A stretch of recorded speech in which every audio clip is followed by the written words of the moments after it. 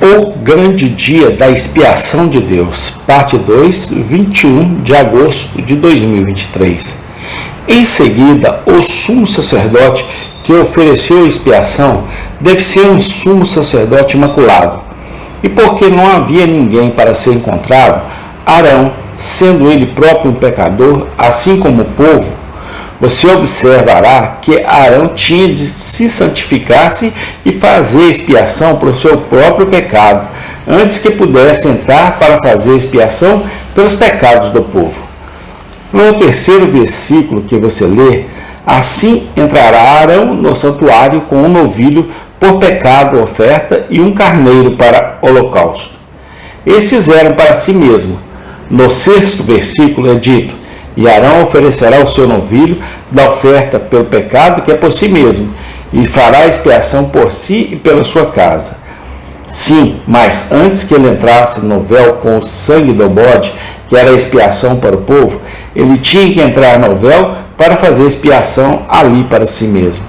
No versículo 11, 12 e 13 é dito: e Arão trará o novilho da oferta pelo pecado, que é para ele, e fará expiação por si e pela sua casa, e matará o novilho da oferta pelo pecado, que é para si mesmo, e ele tomará um incensário cheio de brasas vivas do altar diante do Senhor, e as mãos cheias de incenso adocicado bem pequeno, e traga-o para dentro do véu.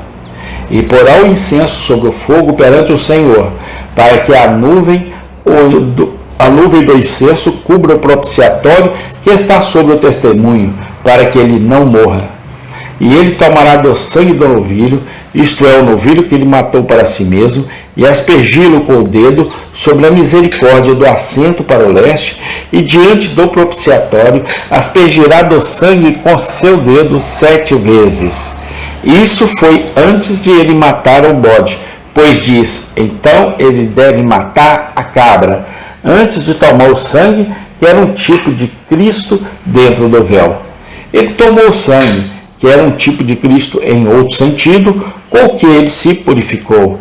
Arão não deve ir dentro do vão, até que pelo novilho seus pecados tenham sido tipicamente expiados, nem mesmo então ser um incenso fumegante diante do seu rosto, para que Deus não olhe para ele, e ele deveria morrer sendo um mortal impuro. Além disso, os judeus nos dizem que Arão tinha que se lavar, 5 vezes ao dia. E isso disse neste capítulo, que ele teve que se lavar muitas vezes. Nós lemos no 4º versículo: estas são vestes sagradas, portanto ele lavará a sua carne em água e assim os vestirá.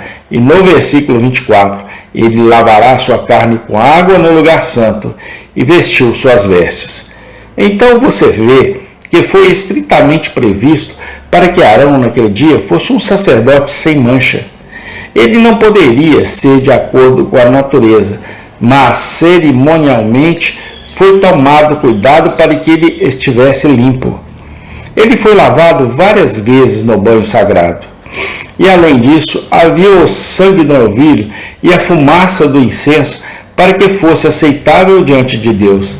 Ah, amado, e nós temos um sacerdote imaculado, temos um que não precisava ser lavado, pois não tinha sujeira para lavar. Temos alguém que não precisava de expiação para si mesmo, pois ele nunca poderia ter se sentado à direita de Deus e nunca ter vindo à terra em tudo. Ele era puro, imaculado, ele não precisava de incenso para acenar ante o propiciatório, para esconder a face irada da justiça. Ele não precisava de nada para esconder, e obrigá-lo, ele era todo puro e limpo. Prostre-se e adore, pois se ele não fosse um santo sumo sacerdote, ele nunca poderia ter levado seus pecados sobre si mesmo e nunca intercedeu por ti. Reverenciá-lo, que imaculado como ele era. Ele deveria vir a este mundo e dizer: para este, porque eu me santifico a mim mesmo, para que também eles sejam santificados na verdade. Adore-o e ame-o, o imaculado sumo sacerdote, que no dia da expiação tirou a tua culpa.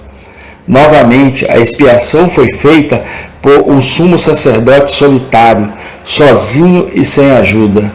Você lê no versículo 17: E não haverá homem no tabernáculo da congregação, quando entrar para fazer expiação no lugar santo, até que saia e tenha feito expiação por si mesmo e pelos seus familiares e para toda a congregação de Israel.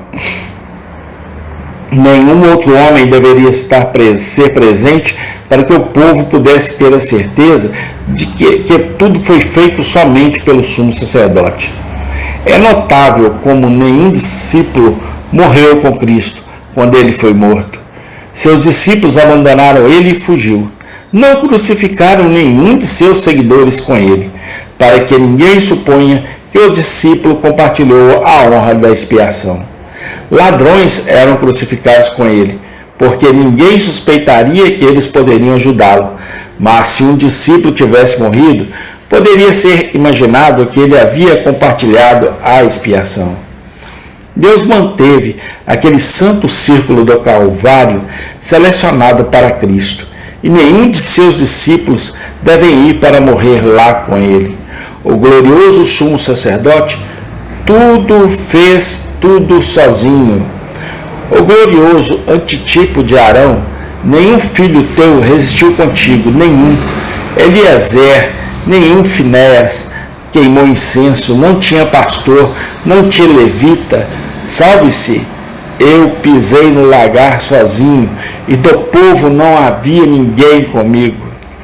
Então, dê toda a glória ao seu santo nome, pois sozinho e sem ajuda, ele fez expiação por sua culpa.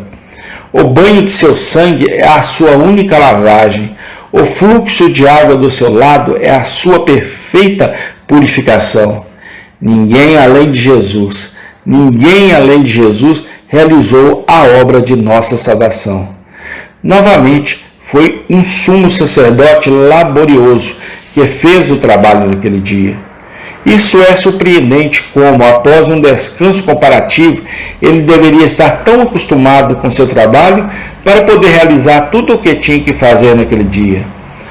Arão teve de se esforçar-se para contar quantas criaturas ele tinha que matar. Eu acho que havia 15 animais que ele matou em momentos diferentes, além dos outros ofícios que foram todos deixados para ele. Em primeiro lugar, havia os 2 cordeiros, um oferecido pela manhã e outro pela tarde. Elas nunca foram omitidas, sendo uma ordenança perpétua. Neste dia, o sumo sacerdote matou aqueles 2 cordeiros. Além disso, se você voltar para o número 7:11, e no 10º dia deste 7º mês tereis santa convocação, e afligireis as vossas almas, não fareis nenhuma obra nela, mas ofereça um holocausto ao Senhor em cheiro suave, um novilho, um carneiro e 7 cordeiros de um ano. Eles serão para vós sem defeito, e a sua oferta de cereais será de farinha amassada com azeite, 3 décimas para um novilho e 2 décimas para um carneiro, um acordo de vários décimos por um cordeiro ao longo dos 7 cordeiros, um cabrito para a oferta pelo pecado, e além da oferta pelo pecado, para expiação e do holocausto contínuo, e a sua oferta de manjares e as suas libações. Aqui, então, estava um novilho, um carneiro, 7 cordeiros e um cabrito, fazendo 10. Os 2 cordeiros fizeram 12.